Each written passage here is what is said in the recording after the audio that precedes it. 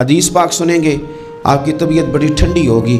میرے نبی پاک صلی اللہ تعالیٰ علیہ وسلم ارشاد فرماتے ہیں کہ جو بندہ سوال سے بچنا چاہے گا، ارادہ کرے گا اللہ میں نے کسی سے نہیں مانگنا، فرمایا جو سوال سے بچنا چاہے گا رب اسے سوال سے بچا لے گا، اور جو لوگوں سے بے نیاز ہونا چاہے گا کہے گا یا اللہ مجھے دنیا داروں کا محتاج نہ بناؤ، اپنی بارگاہ سے عطا فرما۔ جو لوگوں سے بے نیاز ہونا چاہے گا اللہ لوگوں سے بے نیاز کر دے گا، اور فرمایا جو صبر کا ارادہ کرے گا اللہ اسے صبر کی توفیق بھی عطا فرما دے گا۔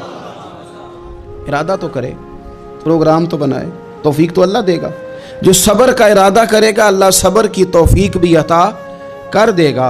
اور حضور صلی اللہ تعالیٰ علیہ وسلم فرمانے لگے یاد رکھو کسی بندے کو جو بہترین تحفہ دیا گیا ہے نا، اگر کسی کو کوئی بہترین عطیہ ملا ہے تو پھر اللہ تعالیٰ نے اسے صبر عطا فرمایا ہے۔